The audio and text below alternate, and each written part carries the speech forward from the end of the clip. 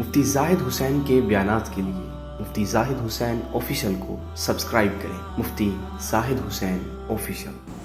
بسم اللہ الرحمن الرحیم۔ بنگلہ دیش سے ایک بہن نے پوچھا ہے کہ 6 سال پہلے میرا نکاح ایک شخص سے ہوا جو انگلینڈ میں رہتا تھا۔ وہ میرے پاس آ کے 1 مہینہ گزار کے چلا گیا۔ 1.5 ماہ بعد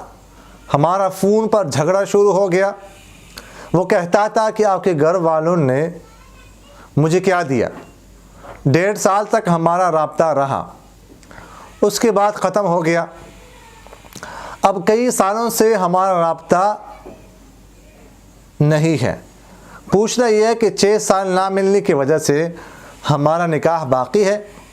اور اگر باقی ہے تو ایسے حالات میں اگر مجھ سے کوئی غلط کام ہو جائے تو کیا گناہ ہوگا؟ ہمارا نکاح صرف زبانی ہوا تھا، گواہوں کے سامنے رجسٹر نہیں ہوا تھا۔ دیکھیے گا بہنا، پہلی بات تو یہ ہے کہ اس طرح 6 سال رابطہ نہ ہونے کی وجہ سے یا نہ ملنے کی وجہ سے نکاح ختم نہیں ہوا۔ اس طرح ختم نہیں ہوتا، چاہے 10 سال گزر جائے، چاہے 15 سال گزر جائے، چاہے 20 سال گزر جائے، تو اس طرح صرف نہ ملنے کی وجہ سے نکاح ختم نہیں ہوتا۔ بتائیے، ایک صورت ہے کہ اگر ایک شخص جو ہے نا وہ بالکل غائب ہو جائے،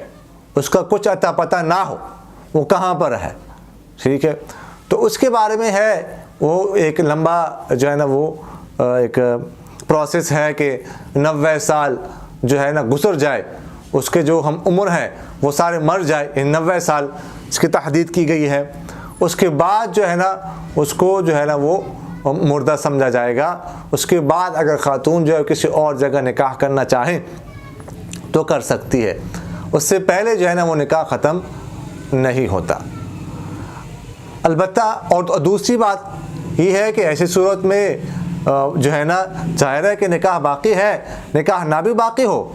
غلط کام کی اجازت تو کسی بھی حالت میں نہیں ہوتی، یعنی کسی بھی غیر مرد سے کوئی جنسی تعلق قائم کرنا یہ تو کسی بھی حالت میں جائز نہیں ہے، چاہے نکاح ہو یا نہ ہو، خاص کر کسی کی منکوحہ ہو، یہ تو اور بھی معیوب بات ہے، تو اس کی تو قطعاً اجازت نہیں دی جا سکتی، نہ شرعاً، نہ ہی عرفاً، اور نہ ہی اخلاقاً۔ البتہ یہ بات ہے کہ اگر آپ سمجھتی ہیں کہ آپ کا آپس میں نباہ نہیں ہو سکتا، آپ کو نہیں رکھنا چاہتا،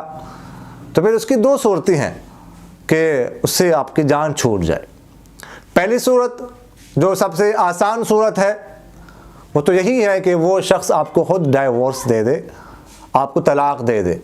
کسی طرح آپ اس کو منا لیں براہ راست رابطہ کر کے۔ ہو سکتا ہے کہ آپ کی طرف سے بھی کوئی کمی باقی رہ گئی ہو، آپ کی طرف سے شاید غصے کا مظاہرہ ہوا ہو یا بد اخلاقی کا مظاہرہ ہو سکتا ہے، تو اگر آپ اس سے رابطہ کر لیں کہ یا تو مجھے بسا لیں، اپنے پاس رکھیں، میرے تعلق میں جو ہے نا میری خواہشات پوری کر لیں، یا یہ ہے کہ اچھی طریقے سے اس سے طلاق لے لیں،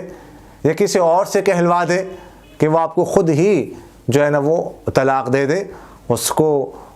سمجھا دیا جائے اور اس کو وعید سنائی جائے کہ اس طرح بیوی کو لٹکا کے رکھنا، طلاق نہ دینا یہ بہت بڑا گناہ ہے، بیوی کے حقوق ادا نہ کرنا بہت بڑا گناہ ہے، اس طرح اس کو سمجھایا جائے۔ یا دوسرا طریقہ یہ ہے کہ عدالت میں آپ جائیں اور عدالت میں آپ جا کے پہلے اپنا نکاح ہونا ثابت کریں کہ فلاں شخص سے میرا نکاح ہوا تھا، یہ ثابت کریں۔ اس کے بعد جو ہے ان سے یہ کہے کہ وہ میرے حقوق ادا نہیں کر رہا، جن سے حقوق ادا نہیں کر رہا، تو میرے خواہشات پوری نہیں کر رہا، اور اس طرح جو ہے نا مجھے خرچہ نہیں دے رہا، روٹی کپڑا اور مکان جو شوہر کے ذمہ ہوتا ہے وہ ادا نہیں کر رہا، تو اس کے بعد یہ دعویٰ اس پہ کر کے، تو اس کے بعد جو ہے نا وہ عدالت جو ہے وہ کر سکتی ہے، نکاح کو فسخ کر سکتی ہے۔ نکاح کو فسخ کرنے کے بعد پھر عدت جو ہے وہ گزاری جائے، عدت گزرنے کے بعد پھر دوسری جگہ پر نکاح ہو سکتا ہے۔ دوسرا حل اس کا یہ ہے کہ عدالت میں جا کے آپ نکاح ہونا ثابت کریں اور عدالت کے ذریعے سے آپ فسخ کروا دیں۔ اس کے علاوہ اس کا اور کوئی تیسرا حل نہیں ہے کہ آپ کا نکاح جو ہے نا وہ ختم ہو جائے۔ آپ